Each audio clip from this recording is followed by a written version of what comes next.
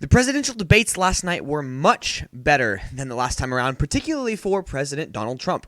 The media is going crazy over it. We are going to fact check all of Joe Biden's top lies, and let's get a post-debate update on the polls. Okay. Before we get started, if you're watching this video, I want to ask that you please go hit that subscribe button on my homepage, like this video, and share it with your friends. I don't have a marketing team or a big fancy studio. Just a dude trying to share the information I think is important in ways that are easy to understand. So all my video traffic comes from you, my viewers. So what are you waiting for? It only takes 2 seconds to go to my homepage and subscribe. If you like my content and would like to see more of it, if you want to be part of helping my channel grow, subscribe to the channel, hit that notification bell so you never miss a video, and share this video with every single one of your friends. And if everyone who watched this video shared it one time, I would be the biggest YouTube channel by the end of the month. Okay. So on to the news. Last night was a great night for Donald Trump. He had a few great punches to throw, a few good lines of attack, and this is seen by some post-debate polls. So let's hop on over to this article by CNN. Poll, Biden wins final presidential debate. Okay, so Joe Biden did a better job in the final debate on Thursday, according to a CNN instant poll of debate watchers. Overall, 53% of voters who watched this debate said that Biden won the matchup, while 39% said that President Donald Trump won the matchup. That's not surprising. This is CNN. You know, most of their audience is going to be left-leaning. Viewers once again said that Biden's criticism of Donald Trump were largely fair. 73% said they were fair, 26% said unfair, and they were split over Trump's attacks on Biden. 50 said fair, 49% said unfair. That's a more positive outcome for Trump. In a CNN instant poll after the first presidential debate, just 28% said they thought the president won, and 67% called his criticism of Biden unfair. All told, though, the debate did not do much to move impressions of either candidate. Favorable views of Biden before the debate stood at 55%, and they held steady at 56% post-debate. Likewise, Trump's numbers held steady, with 42% saying they had favorable view of the president in interviews conducted before Thursday debates, and 41% said the same thing afterwards. So they really didn't change much at all. More debate watchers, though, said Trump's performance raised concerns about how he would handle the presidency, 55%, then did Biden's, 41%. Thursday's debate watchers preferred Trump over Biden on the economy by 56%, versus 44% who say Biden would handle it better, and divided about evenly between the two on foreign policy. 50% prefer Biden, 48% Trump. See, that to me is a little surprising, especially seeing all of these peace deals that are coming out of the Middle East right now. Donald Trump is producing the first peace deals in 3 decades. That's longer than I've been alive, and Donald Trump has brokered them. That should be enough to launch Trump to the head of the poll. I don't understand why he's not. Biden held a wide edge as more trusted to handle the coronavirus, 57 to 41, climate change, 67 to 29, and racial inequality, 62 to 35. Okay, I get the racial inequality thing. Trump says a lot of crap. I get the climate change thing. Again, Trump says a lot of crap. But I don't understand the coronavirus thing because, as I said yesterday, and as I've been saying the last couple of weeks, Joe Biden did not handle this thing well early on. He didn't. He handled it pretty poorly. Worse than Donald Trump. Everything Joe Biden has suggested that we do, aside from a national mask mandate, Donald Trump has done, right? All of the governors from across the United States that requested ventilators, he got them ventilators. And all of the governors that requested more personal protective equipment, he got them the PPE they needed. So the idea that Biden would have handled the coronavirus better than Trump, I'm not buying it. Biden was also largely seen as offering a better plan for solving the country's problems, 54 to Trump's 42. So Biden 54, Trump 42. And voters split over who seemed to be the stronger leader, 49% each. That means that Donald Trump is the stronger leader. If 49% were split and their audience is heavily left-leaning, that means Donald Trump is clearly the stronger leader. Although Thursday's event was far less contentious than the first presidential debate, Biden was far more apt to be seen as directly answering the moderator's questions. 62% said he did, 31% said Trump. Women were more likely than men to say Biden did a better job than in the debate. 60% said of women said Biden, 35% said Trump. That's not surprising. The suburban housewife, they don't like Donald Trump. They think he's I say the suburban housewife. All women think that Donald Trump is a kind of a detestable and gross person, treats women poorly. Everyone knows this. It's not a secret. He held bikini model contests on his show for years. This is no surprise. He treats women poorly. What I think is surprising is that women don't understand that Biden also treats women poorly. That's a little crazy. Okay, so now we know last night was a great night for Donald Trump. It was a great night. We see that in the polling. Donald Trump is now trailing less than 8 points nationally. Trailing less than 8 points nationally behind Joe Biden. Let's go look at Pennsylvania. Pennsylvania seems to be the most contentious state for Trump right now. He's down by about 5.1 points. 5.1. What about North Carolina? The gap is shrinking rapidly. Trump is down by 1.5 points. Trump is going to win North Carolina. Trump is going to win Pennsylvania. Trump is going to win Ohio. So yesterday, the Democrats had a pretty substantial lead in absentee and early voting. Now that gap is shrinking. It's less than 11 points. It's about 10.7 points. 10.7 percentage points with 33.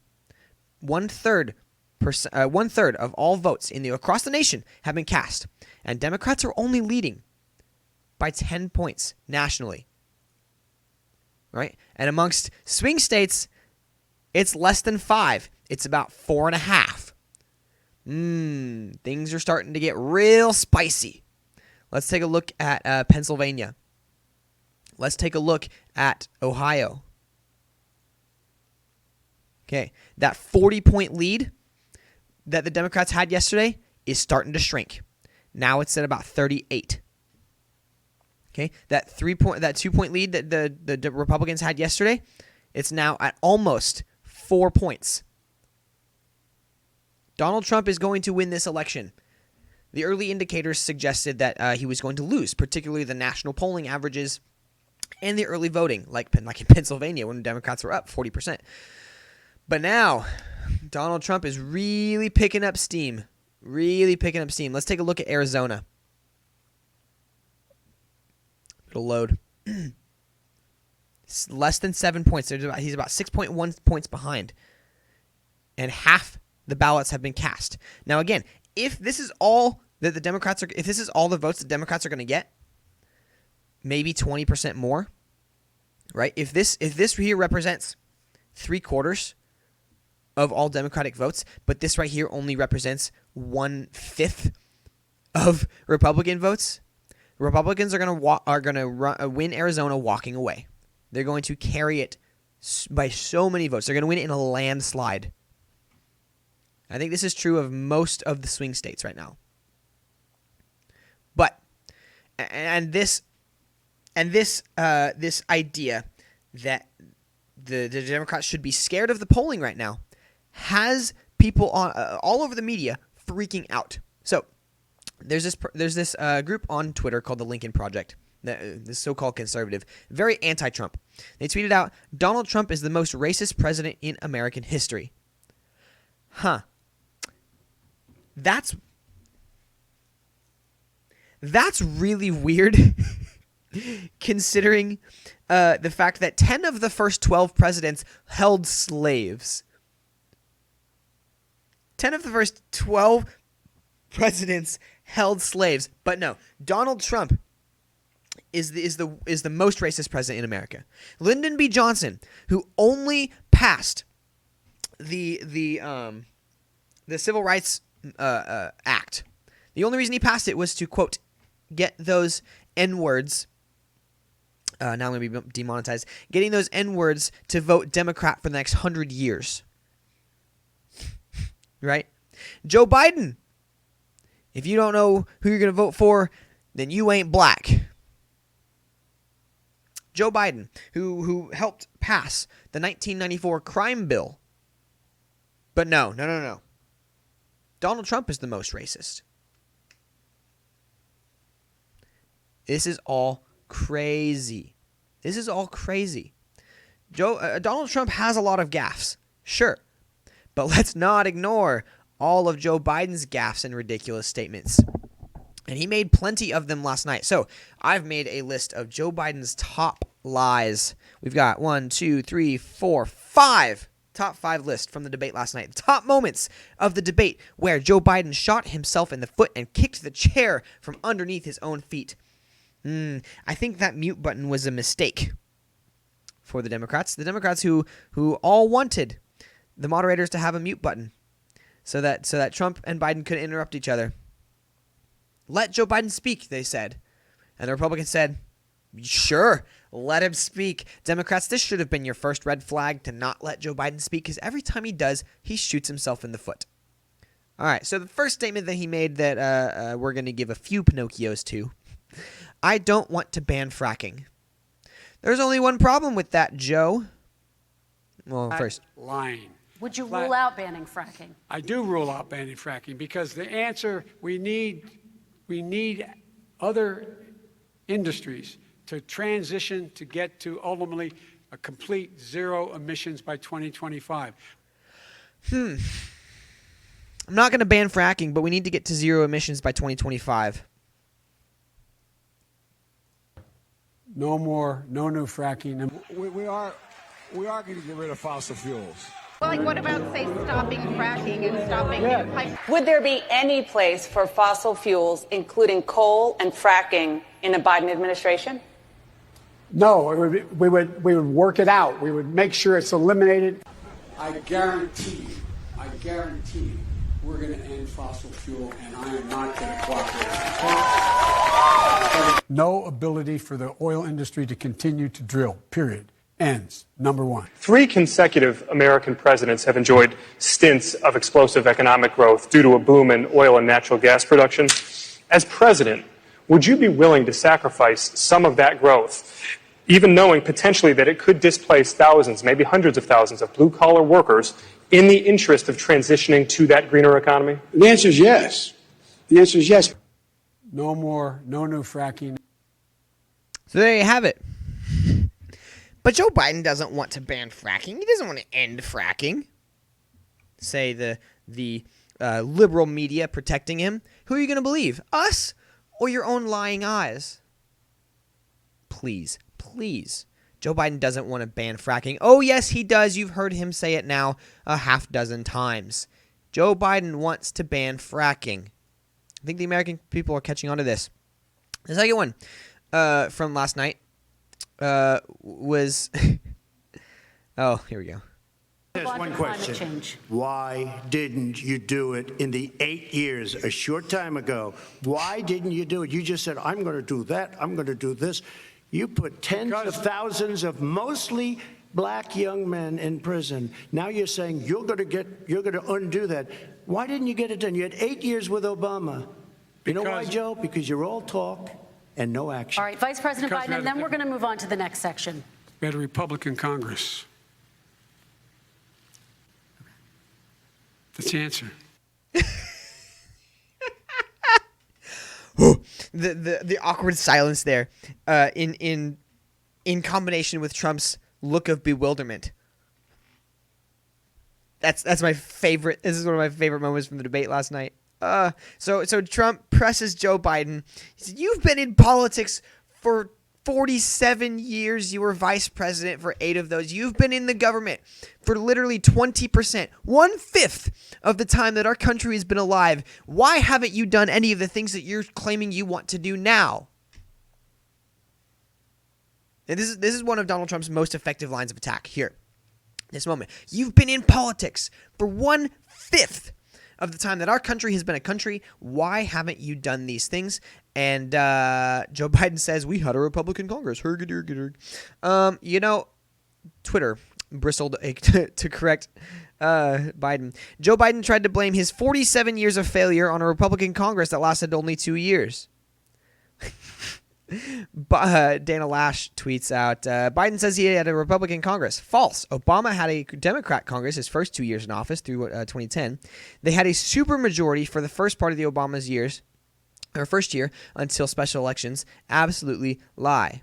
Biden's assertion that Republican Congress stood in the way of criminal justice reform is 100% wrong. I was the lead sponsor of the bill and was pleading with Democrats to join us. Dems did not want Republicans to succeed with this bill. There you have it. It was not a lie. They didn't do anything because the Democrats hated the Republicans more than they love America. Ugh. Elizabeth Harrington tweets out, what's even more hilarious about this is Mr. I will be the president of all Americans can't even get anything done with Republicans. Biden is admitting that he is totally inept at working with Republicans. He doesn't want to work with the other side. He wants to pack the court and usher in one-party Democratic rule. Fact check true. Politico even fact checks this. That's an interesting line from a candidate that has said that he thinks some Republicans in Congress will work with him if Trump loses.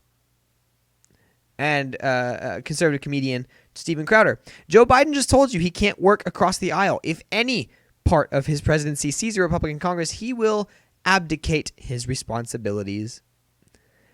Fact check false. I think it was Ben Shapiro tweeted out, fact check wrong. The House flipped Republican in 2010. The Senate not until 2014. So there you have it. Joe Biden, why you lying? Your campaign motto is truth over lies, right? Maybe you should start with yourself. So then we get to the number three, and this one is a little. The data's a little bit more mixed on. So I'm going to refer to a study. They were talking about raising the minimum wage, and Trump was like, no, this is a bad idea. Small businesses are going to die. And Joe Biden's like, no, they're not. They're going to succeed. Let's listen to it. Vice President Biden. 2 jobs, 1 job, be below poverty. People are making $6, $7, $8 an hour. These first responders we all clap for as they come down the street because they've allowed us to make it. What's happening? They deserve a minimum wage of $15. Anything below that puts you below the poverty level. And there is no evidence that when you raise the minimum wage, businesses go out of business. That is simply not true. We're going to. Okay. Fact check false. There's no evidence that when you raise the minimum wage, small businesses go out of business. I'm sorry. Do you know anything about economics? Apparently not. And before that, he said the first responders deserve a $15 minimum wage. Does he know how much first responders make? First responders make, on average, about $20 an hour. They make $50,000 a year. $50,000 a year, first responders. Joe Biden, where are you getting these numbers from? So here's this, the state employment impact of a $15 minimum wage. Technical analysis by Dr. William Even, I don't know how to pronounce that, from Miami University, and Dr. David McPherson from Trinity University. So here's what we're going to do. We're going to type in here job loss. And we're going to go down to the second mention of it. They estimate that if enacted, the Raise the Wage Act would result in 2 million jobs lost across the United States. The arts, entertainment, and recreation and accommodation and food service sectors will account for half of these job losses. First mention of jobs lost. They estimate that if enacted, the Raise the Wage Act, I'll read it again, would result in 2 million jobs lost across the United States. 2 million jobs lost. So tell me again how raising the minimum wage to $15 an hour won't kill small businesses. I work for a small business. I know how this works. Okay? The Missouri minimum wage is now having to increase to I believe it was $15 an hour through the year. So they're increasing by 86 cents over the course of the next 3 years. And what does that mean? The business I work for now has to increase costs to increase prices to now offset these costs of increased pay. And does he think this is just going to be relegated to the businesses? No. When you increase cost, less people are able to purchase. When less people are able to purchase, you get less business. You have to lay people off. When you lay people off, you're not able to provide enough services, and the businesses go under because less people want to buy it. This is Economics 101. Come on, Joe. You're old enough to know this. Or maybe he's too old to know this. He's going a little crazy in the back half of last night's debate. He sounded like he was kind of slipping. He was slurring his words, and he's tripping all over his sentences, worse than I did at the beginning of this video. Joe Biden, going crazy. He is losing it. And then he said, everyone has a right to affordable health care. Vice President Biden, yes, this is for you. Your health care plan calls for building on Obamacare. So my question is, what is your plan if the law is ruled unconstitutional by the Supreme Court? You have 2 minutes uninterrupted. What I'm going to do is pass Obamacare with a public option. It'll become Biden care. The public option is an option that says that if you, in fact, do not have the wherewithal if you qualify for Medicaid and you do not have the wherewithal in your state to get Medicaid, you automatically are enrolled, providing competition for insurance companies. That's what's going to happen. Secondly, we're going to make sure we reduce the premiums and reduce drug prices by making sure that there's competition that doesn't exist now by allowing the Medicare to negotiate drug prices with the insurance companies. Thirdly, the idea that I want to eliminate private insurance, the reason why I had such a fight with 20 candidates for the nomination was I support private insurance. That's why not one single person with private insurance would lose their insurance under my plan, nor did they under Obamacare. They did not lose their insurance unless they chose they wanted to go to something else. Lastly, we're going to make sure we're in a situation that we actually protect pre-existing. There's no way he can protect pre-existing conditions. None. Zero. You can't do it in the ether. He's been talking about this for a long time. He's never come up with a plan. I guess we're going to get the pre-existing condition plan the same time we get the infrastructure plan that we've been waiting since 17, 18, 19, and 20. I still have a few more minutes. I know you're getting anxious. The fact is that he's already cost the American people, because of his terrible handling of the COVID virus and the economic spillover, 10 million people have lost their private insurance. And he wants to take away 22 million more people who have it under Obamacare, and over 110 million people with pre-existing conditions, and all the people from COVID are going to have pre-existing conditions. What are they going to do? I have a follow-up for you, Vice President Biden. It relates to something that President Trump said. All right. So I got to pause it there. Joe Biden said no one lost their insurance under Obamacare. This is demonstrably false. Tens of millions of Americans lost their health insurance under Obamacare. Tens of millions of Americans' insurance premiums and rates went up under Obamacare.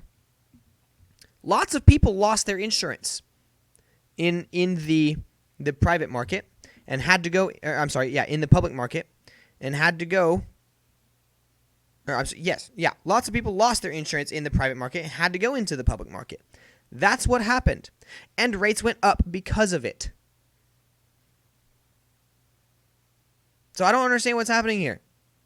Joe Biden thinks we need to have more affordable health care. And so his solution is to provide more expensive health care like Obamacare? He's accusing you of wanting socialized medicine. What do you say to people who have concerns that your health care plan, which includes a government insurance option, takes the country one step closer to a health care system run entirely by the government? What's your response to them? It's ridiculous. It's like saying that, we're the idea that the fact that there's a public option that people can choose, that makes it a socialist plan. Look, the difference between the president, I think health care is not a privilege, it's a right. Everyone should have the right to have affordable health care. And I am very proud of my plan. It's gotten... Fact check false. No one has the right. No one in the world has the right to affordable health care because no one has the right to the labor of another person. That's called slavery. That's called socialism, because socialism is when you put the gun to the head of the American and you say, you do this or we shoot you. You do this or we throw you in prison or we fine you. Do you really want to live in that kind of America where the government has to tell you, or the government can tell you, how to operate in your day-to-day life and how to operate your business? Because this is how you get there. The government cannot tell you who you can and cannot serve. The government has no right, no authority past that which you give them. Do not give the government more control over your life. No, Mr. Vice President Biden, no one has a right to affordable health care because no one has a right to the labor of others. And if you want to fix the prices, get the government out. Get the government out of the healthcare industry and prices will drop. That's why prices are so high in the first place, because the government decided it's going to stick its hand in the cookie jar. The solution to government is not more government. All right, and finally, speaking of governments, the big kahuna, the biggest whale of all of the lies that Joe Biden told last night in the debate. I have not taken any money from anyone. Oh, boy. President Biden, you may respond. 30 These seconds. here. And then I do want to follow up on the election some popcorn. I have not taken a penny from any foreign source ever in my life. We learned that this... I have not taken a penny from any foreign source in my life. Fact check false. Fact check false. He got millions of dollars from Ukraine. There are now lots of stories coming out from the New York Post about how he was using his son Hunter Biden to get money from foreign governments and agencies. So, Mr. President, tell me again, you took no money from foreign sources? Yeah, sure, just like Bill Clinton didn't sleep with Monica Lewinsky.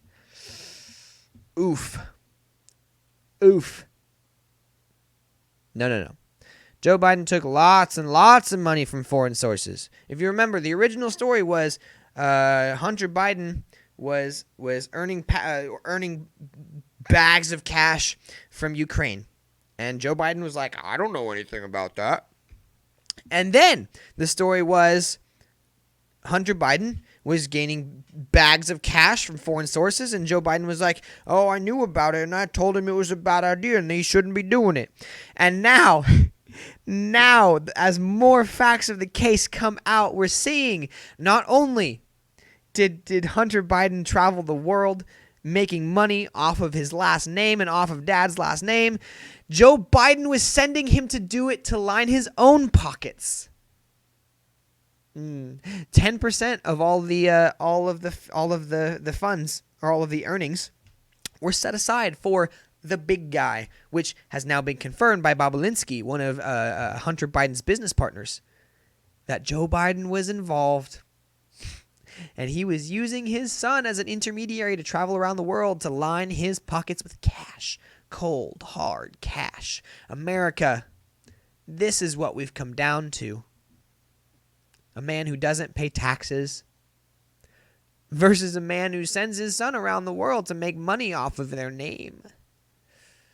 Because one of them is the Vice President of the United States. Not to mention that the son is a wild crackhead sniffing coke off the butt of a 14-year-old girl. Yeah, with potential ties to Jeffrey Epstein. Oh, it's all unwinding so fast.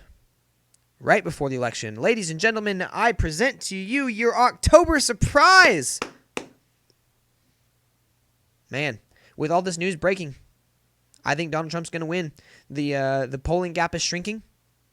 More and more votes are coming in for Republicans. Here we go, ladies and gentlemen. We are now in the last week and a half of the election. We've got 11 days. I hope you're ready. Thanks for watching. Like I said at the beginning of the video, please hit that like and subscribe button. Share this video with your friends. And if you want to be part of growing this channel, if you want to help me combat false narratives and fake news circulating around the social media sphere, post this everywhere. It's the only way we can do it. Post this video everywhere. Plaster it all over the place so that people can know the truth, not just what our tech overlords want them to know. Thanks for watching. I will see you guys here tomorrow.